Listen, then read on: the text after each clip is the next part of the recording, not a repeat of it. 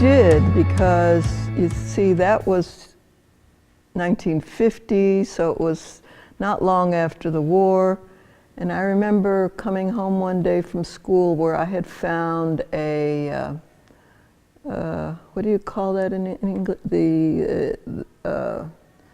I'm saying it in my head in Yiddish, the Hakenkreuz, the swastika. The swastika, yeah, yeah, Hakenkreuz.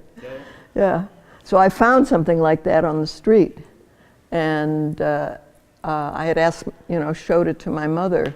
I said, "What is this, and what is this doing here?" And there, I actually didn't really experience anti-Semitism because as a kid, it's very different as a kid. As an adult, I did. I experienced it here in Albuquerque, at my job, in my neighborhood. In the South Valley, I used to have, when they found out I was Jewish, the man across the street, his son would tell me how Hitler would do target practice by throwing babies up in the air. And after he told me that story, I moved. I said to myself, well, you guys can stay here, but I'm moving. I didn't want to live around anyone like that. So I experienced a lot here, actually. But it wasn't until probably about 6 when I started going to school and being in an American neighborhood.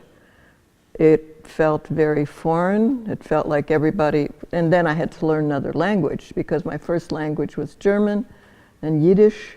We spoke in the home. And so now coming to America, I had to learn English. And it was very frustrating, and we were poor.